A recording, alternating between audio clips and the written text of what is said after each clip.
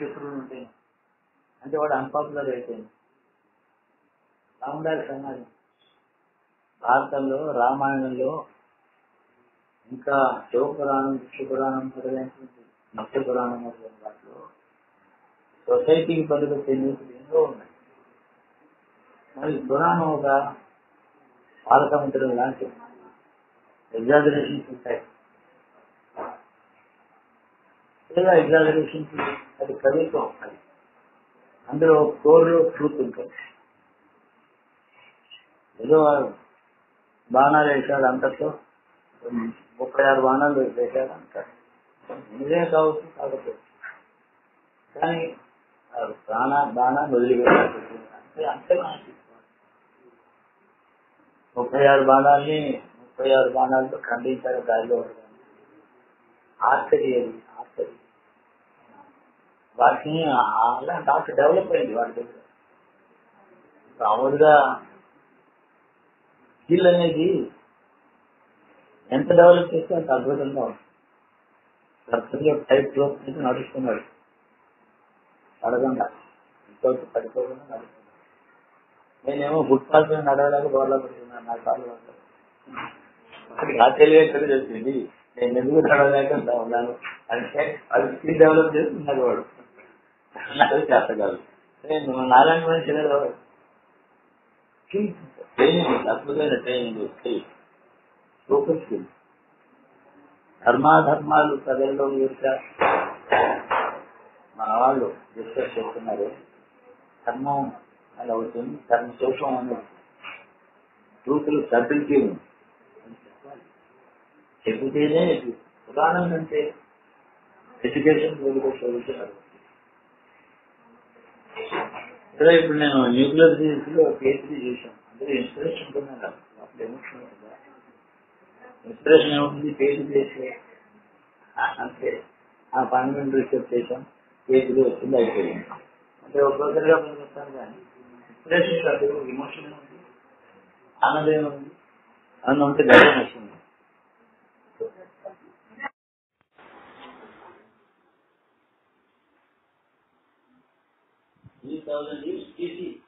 నాకే క్లాస్ చేశాను. నేను రామాయణంతో రాముడు రూట్ ఏమిటో ప్రూవెన్ రూట్, అది ఎలా వెళ్ళాడు, అరణ్యాన్ని ఎక్కడెక్కడ ఏ సంవత్సరం ఉన్నారు అంటే ఆయన సీతారాముని ఇప్పుడు 14 ఏళ్లలో 13 ఏళ్ళు గడిచిన తర్వాత చివరి సంవత్సరంలో సీతాపతి 14వ సంవత్సరం మొదలైంది. 14వ సంవత్సరం పూర్తి అయిపోతే అరణ్యవాసం పూర్తిగా ఇంటికి వెళ్ళాలి. ఈలోగా మళ్ళీ అంటే సుమారు 10.5 నెలల తర్వాత జీవితమని దొరికింది. అది రామాయణం. అలా ఉన్నాను.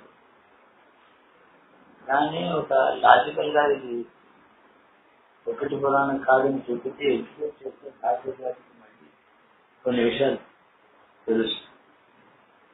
అది లొకేషన్ చూపిస్తే తెలియాలి, మ్యాప్ చూపిస్తే తెలుసు. ఇక్కడ రామ్ వెళ్ళా, వైద్యులు భద్రాచలానికి అవతల గోదావరి దాటాల్సి వచ్చింది. అక్కడికి సరిగా 80-90 కిలోమీటర్ల దూరంలో వెళ్ళాల్సిన అక్కడ శ్రీకాకుళం, ఎక్కడ అయ్యొచ్చా ఇక్కడ శ్రీకాకుళం జరిగింది. ఎవరు దిక్కా దివానా వాళ్ళు కానీ చెప్పేవాడు ఉన్నారా, మిత్రులు ఉన్నారా? ఎవరు లేరు. వాళ్ళు రెక్కలు పెట్టి పడి ఉన్నారు. వాడు రాష్ట్రీయమో అనుకుంటారు. జటాయు, నేను శత్రువులు కాదు, జటాయు నాకు వృద్ధులు అయితే రెక్కలు తగ్గుతాడు. వాడికి యుద్ధం చేస్తాను, చేతులు కాపాడలేకపోతాను. వాడు లంకా అధిపతి, వాడు లంకకు వెళ్ళి వాడిని జయించి చేతులను రక్షించి అని చెప్తాడు. అంటే అవును, మనుషులాగే వాళ్ళు కూడా రాక్షసులేమో అని అనుమానం. ఎవడెత్తిపోయాడో తెలియదు, లేకపోతే చచ్చిపోతుంది. ఇక్కడి నుంచి నువ్వు తినగా అలాంటి చోటుకి వెళ్ళు, రూట్ అని చెప్తాడు, ఈ దారిలో వెళ్ళు, అక్కడ నీకు సహాయం దొరుకుతుంది. పెద్దల్ని ఆశీర్వదించి సహాయం తీసుకో, ఆయన వదిలిపెట్టకు. ఒక మాట అంటాడు, నీ మీద నమ్మకంతో కదా వచ్చింది, కాపలు ఉండగా అనుకుని వచ్చింది. ఉంటాను ఆవిడ నీ మీద పెట్టుకుని నమ్మకం బొమ్మ అయిపోయింది కదా. కాబట్టి నేను దానికోసం దుఃఖపడుతున్నానంటే సంపాషణలో ఉపరిక్రియల నుంచి చేస్తాం. దానికి అతనికి దుఃఖంలో తను కాపాడలేకపోవడం, చేత తన మీద అంత నమ్మకంతో రావడం, ఇదే బాధించాం. కాబట్టి అక్కడి నుంచి వెళ్ళాలి. తెలంగాణలో కరీంనగర్ జిల్లా, గోదావరి దాటి కరీంనగర్ జిల్లా నుంచి అలా పైకి వెళ్ళి వెళ్ళారు. ఇదంతా చరిత్ర. పాత్రలు ఉత్తమ సంస్కారాలు, విద్య సంస్కారాలు, ధర్మాధర్మంలో తెలిసిన పాత్రలు కాబట్టి వాళ్ళ గురించి వాళ్ళ కథ చెప్తున్నప్పుడు వాళ్ళ గొప్పతనం వాళ్ళ మాటల్లో రాస్తారు. కల్పన వాళ్ళు అలాగే మాట్లాడారు.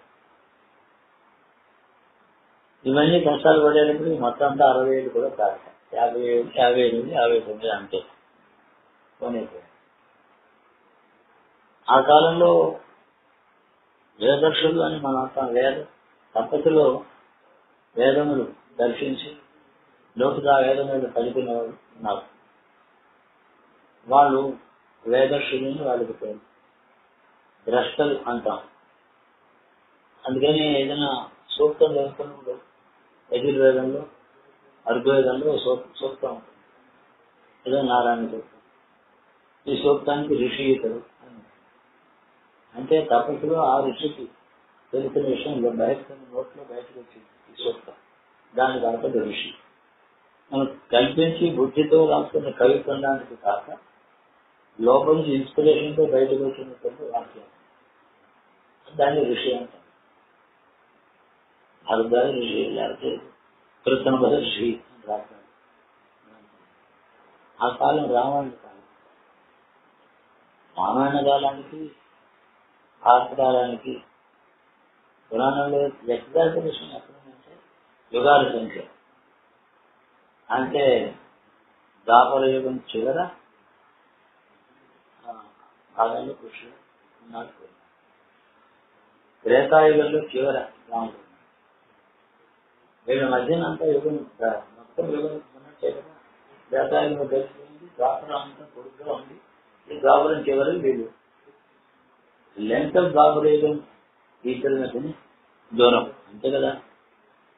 లెంత్ ఆఫ్ ద్వాపరయుగం అంటే మనం ఏం ఈ లెక్క తెలిసి 8,64,000 సంవత్సరాలు.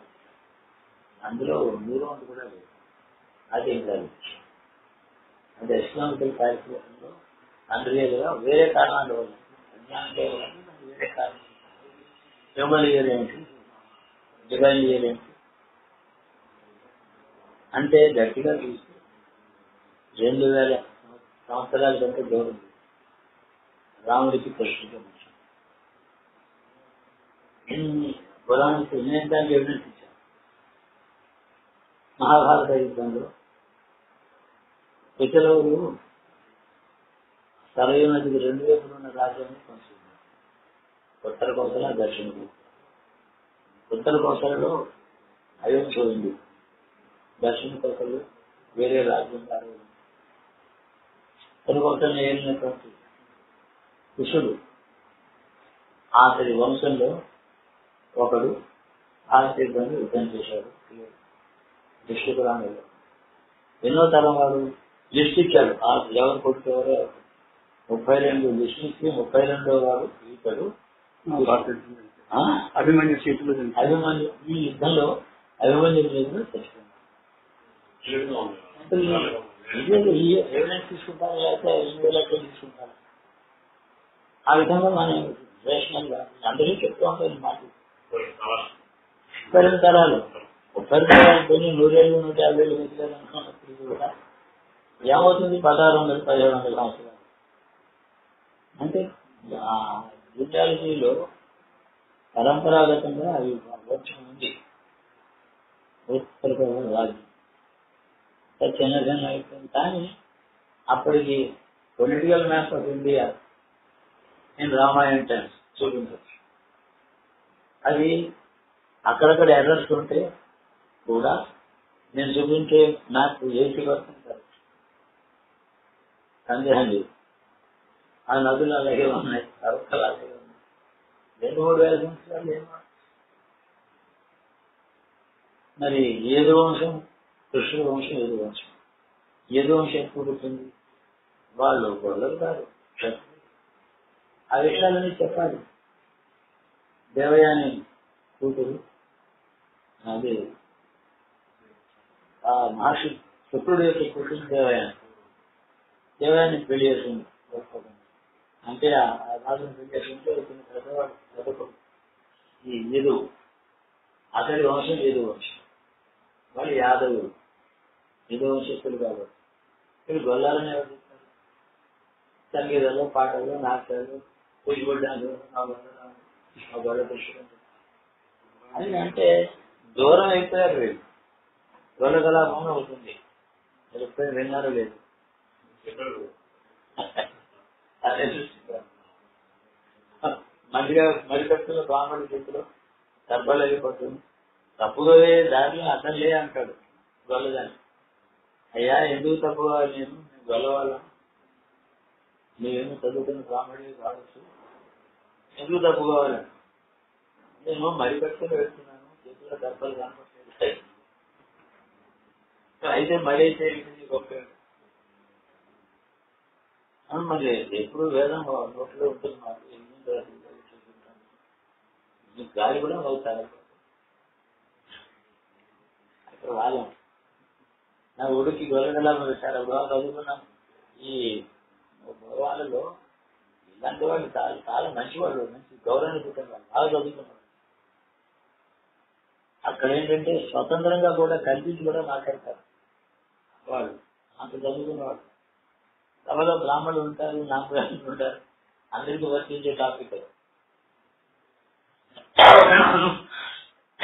ఓహో మీరు బ్రాహ్మణుడా? సరే, బ్రాహ్మణులైతే శరణ వేడదను, బ్రహ్మజ్ఞానం తెలుపలేరు. అందరికీ బ్రహ్మజ్ఞానం ఉంటే మీకు తెలియదు, వేదాలు చదువుకుంటాం. అయితే వేదం చదువుకుంటే ఇంకేదైనా చదువుకోవచ్చు, దానికి మీరు బ్రాహ్మణులు ఎట్లా అవుతారు? కాబట్టి మీకు నాకు తేడా లేదు. మేము మహర్షుల గోత్రాలు, మేము శ్రీకృష్ణుడు వంశంలో పుట్టాం. బాగా అదో బాధ, చాలా బాగుంటుంది. అంటే గొల్లవాడు కృష్ణ అనే మాట ఎప్పుడైతే వచ్చిందో అప్పుడు అన్ని తప్పుదారులే వెళ్ళాయి. మాకు 2000 సంవత్సరాల్లో తప్పుదారులు వెళ్ళి నిజం మర్చిపోయారు, చరిత్ర మర్చిపోయారు, సంస్కృతి మర్చిపోయారు, సదాచార ప్రవృత్తి అది పోయింది. దిక్కుమాలిన చరిత్ర అంతా కూడా ముస్లింస్ ఏమో 1000 సంవత్సరములు, 1 మిలియన్ 10th century నుంచి 20th century వరకు ఘోరాలు వెళ్ళాను. అది ఎప్పుడు ఏ దేశం మీద దండెక్కలేదు భారత్, అన్ని దేశాలు దండెక్కి ఎవరికి అపకారం తెలియదు భారత్. చరిత్ర ఇలా వాళ్ళు చెప్పుకుంటుంటే మన భారతీయ చరిత్ర చెప్తున్నాను నేను, పురాణం కాదు, పురాణంలో చరిత్ర చెప్తున్నాను అని చెప్పాలి. భారతీయులు కాలేదు, భారతీయత ఉంటే భారతీయులు, భారతీయత కాదు వాడు, పురాణం ఉంది. భారతీయత పురాణం వల్ల అడ్డు కాదు, పురాణం చదువుకోవచ్చు. భారతీయత నాగరికత, మన ఉత్సవాలు, క్షేత్రాలు వాటిని గౌరవించాలి. మన ఇంట్లో పెళ్లి అయింది, మీరిద్దరూ ఒక ఆఫీసులో పనిచేస్తున్నారు, మీ ఇంటికి పెళ్లికి వచ్చి కంగ్రాచులేట్ చేయడానికి ఈజీగా రాదు. మన వాళ్ళని మన పిల్లలు తను అందుకుంటున్నారు. ఇంటిగ్రేషన్ ఎక్కడ? ఇంటిగ్రేషన్ కాలేదు. వాళ్ళుగానే ఉన్నారు, మనం మనగానే. అందుకని ఒక ఆఫీసులో 30 ఏళ్ళు కలిసి పనిచేసి ఒకే కాలేజీలో చదువుకున్న వాళ్ళు కూడా మైత్రి పూర్తిగా లేదు. వాడే మనవాడేమో ఎక్కువ గౌరవిస్తాడు, వాడే. ఎంత ఘోరంగా ఉంది. మనకి వాడిని ద్వేషించడం తప్పని మనం అస్పృశ్యంగా పెడతాం. అది వాడి మతమే చెప్తాం. మనమేమో మన మతం అనుకున్నాం, సోషల్ వాల్యూస్, సోషల్ వాల్యూస్ కాదు, వాడి రిలీజియస్ రూల్స్ ఇంటిగ్రేట్ కాలేదు. కాబట్టి మన దేశంలో ఎప్పుడు వస్తుంది ఆత్మగౌరవం? మనకి నేను హిందువుని, నా చరిత్ర ఎలా ఉంది, అవతార పుష్పంలో ఇలాంటి చేశాం. వేదంలో ఎంతో వేదం మహాభారతకాలంలో ఎవరు వేదస్సులు లేరు, అంటే వేదాలు రివీల్ అయ్యేటువంటి తపస్సు చేసిన వాళ్ళు లేరు. మహాభారత కాలం చెప్తాను కదా, 2000 సంవత్సరాలు 3000 సంవత్సరాలు ఆ కాలం వెళ్ళిపోయింది. భరద్వాజులు, విశ్వామిత్రులు, వశిష్ఠులు అలాంటి మహర్షులు వెళ్ళిపోయారు. ఈ కాలం వేరే అయింది. అలాంటి మహర్షులు ఉన్న కాలమే అయితే మహాభారతం రాజు దర్బార్లో అలాంటి అన్యాయాలు జరుగుతుంది. వ్యాసులు తపస్సు చేస్తుంది యోగులు అంటారు.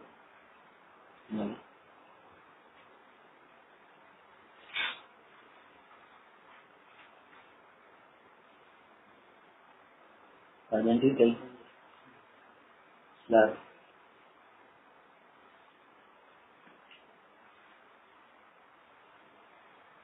ఈ విధంగా మన భారతదేశాన్ని మనం తెలుసుకుంటాం, మన భారతీయత అంటే ఏమిటో మనం తెలుసుకుందాం. మనం దేశం అంటే ఏది? పాకిస్తాన్తో కలిపి మన దేశం. 65 ఏళ్లలో మన వారించడం భారతదేశం అంటే అదంతా కలిసి, కాశ్మీరం కలిసి, బంగ్లాదేశ్ కలిసి, అది భారతదేశం. ఇలా ఉండేది. వాళ్ళు ఆక్రమించుకుంటున్నారని మన వాళ్ళు ఇప్పుడేమన్నా అన్నమాట. అది కాదండి, చరిత్ర చేస్తుంది. అంటే know your Bharat, know your Bharat తెలుసుకుంటే ఎడ్యుకేషన్. ఎవరో పురాణ శాస్త్రి గారు శ్లోకాలు పెట్టి కట్ చేస్తే అవును ఆయన చెప్తూ ఉంటారు, అది తప్ప పురాణం లేదు.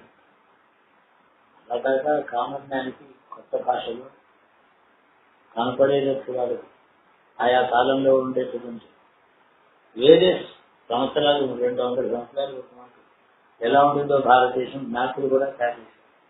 రీసెర్చ్ తెలుసు. వాళ్ళు పురాణ శాస్త్రులు గారు కాదు, రీసెర్చ్ చేసిన మ్యాప్లు. నా లైబ్రరీలో మీరు ఎన్నో చూపిస్తాను.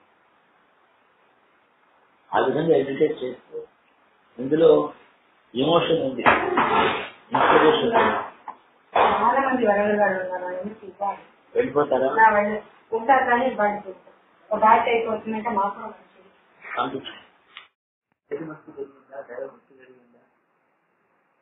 పెద్దలు అవన్నీ ఏమన్నా క్వాలిఫైడ్ ఎడ్యుకేషన్ హెల్ప్ చేసే ఎడ్యుకేషన్ కాదు, అంటే క్వాలిఫికేషన్. దేనికి ఒక ఉద్యోగం మనకు అవసరం, ఉద్యోగానికి వెళ్ళాలి. దృష్టితో మనం ఏ పని చేసినా దానికి బెస్ట్ మీడియం అండి. అవును, సరిగా చేసేటట్టయితే మీరు ఎపిసోడ్స్ ఒక ఎపిసోడ్కి 10 లక్షలు అవుతుంది. అయితే 10 లక్షలు కాదు, లక్షలు ఉంటారు. పొలిటికల్ రిచ్ పీపుల్ ఉన్నారు. ఒక కుటుంబంలో కుర్రవాడి జేబులో 3 లక్షలు పెట్టి తిరుగుతున్నారు. అందుకని పాడే. ఇప్పుడు నేను చెప్పేసి మీడియం బాగా వాడుతుంది. మీకు లైబ్రరీలో పుస్తకాలు సమగ్రంగా చదివాను. ఇదిగో సుదర్శన్ పవిత్ర విశ్వరి యూనివర్సిటీలో ఆయన ముందర నా హిస్టరీ భాషలకు దింపి ఎంతో ఉంది. భారతీయుడు భారతీయతతో ఉండాలి. అలా ఉంటే ఇప్పుడు ఈ పిల్లలు అమెరికాకి వెళ్తారు, చదువుకునే వెళ్తారు. ఈ దేశానికి కొంచెం చెప్పండి, ఇది చెప్పాలి. నా అమ్మాయి గాయత్రి అప్పుడే వాళ్ళు 30 ఏళ్ళు, 25 ఏళ్ళు ఆయనకి ఇక్కడ ఆడపిల్లలు మంచి ఉద్యోగంలో. గాయత్రి ఏమైనా సంస్కృతంలో యూనివర్సిటీ గోల్డ్ మెడల్, ఎన్నో ఇంగ్లీష్ లైబ్రరీలోనే గోల్డ్ మెడల్ తెలుసు. చదువు చిన్నప్పుడు నా మాట వెళ్ళిన బస్సులో స్టాన్ఫోర్డ్ యూనివర్సిటీ దగ్గర ఉంది, పేజీని చేయాలి. ఎందుకు ఇంకా పేజీని ఏం చేస్తున్నాం ఉద్యోగానికి? నాకు ఉన్న చదువు వాళ్ళు ఇంట్లో అంటారు. మొట్టమొదటి రోజుల్లో 4 సంవత్సరాలు సాయంత్రం 4:30 ఒక గ్యాదరింగ్ వచ్చేది, అమెరికన్స్ కూడా ఇండియన్స్ కూడా. వాళ్ళకి భారతీయ Indian culture, Hindu culture, Hindu ధర్మం అంటే అది చెప్పి సంస్కృత పాఠం చెప్తుంది. అలాగే సంవత్సరాలు చాలా గౌరవం సంపాదించిన సమాజం. ఒక క్రిస్టియన్ సీనియర్ మిషనరీ బాగా చదువుకున్న వారు ప్రొఫెసర్ క్రిస్టియన్ వచ్చి నేను క్రిస్టియానిటీ గురించి ఎవరుస్తున్నాను వచ్చాను.